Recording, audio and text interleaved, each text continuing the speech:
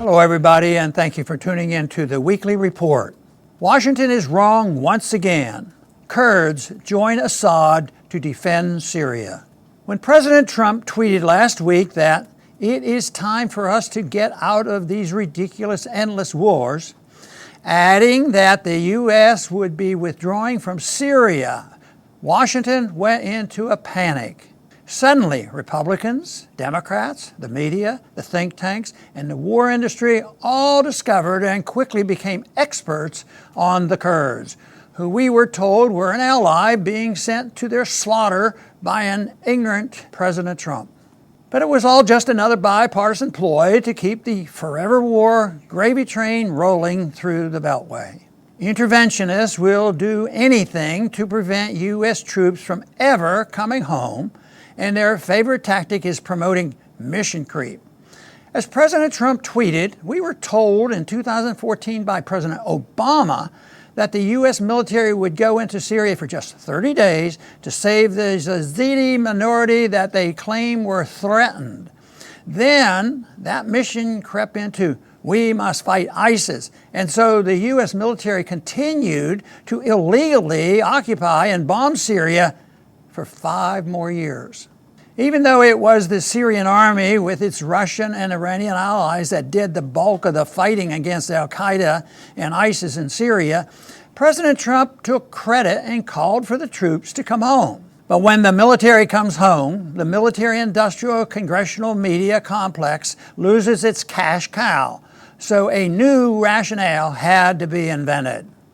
The latest mission creep was that we had to stay in Syria to save our allies, the Kurds. All of a sudden, our military presence in Syria was not about fighting terrorism, but rather about putting U.S. troops between our NATO ally, Turkey, and our proxy fighting force, the Kurds. Do they really want us to believe that it is pro-American for our troops to fight and die refereeing a long-standing dispute between the Turks and Kurds? It was a colossally dumb idea to train and arm the Kurds in Syria in the first place.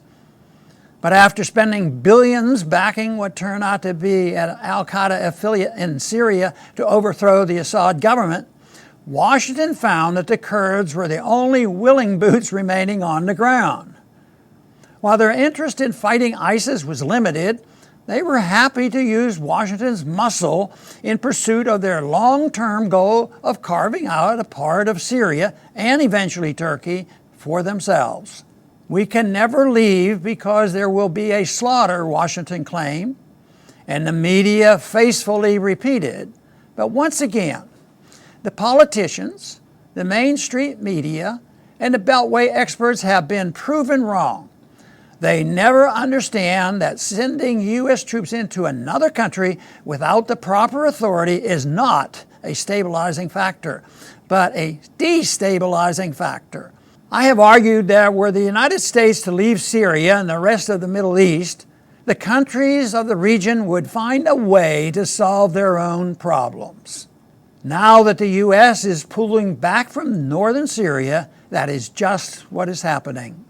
On Sunday, the Kurds and the Syrian government signed an agreement brokered by the Russians to put aside their differences and join together to defend against Turkey's incursion into Syrian territory. Now our Kurdish allies are fighting alongside the army of Syrian President Assad, who we still are told by the U.S. officials must go. Washington doesn't understand that our intervention only makes matters worse. The best way to help the Kurds and everyone else in the region is to just come home. Thanks for listening.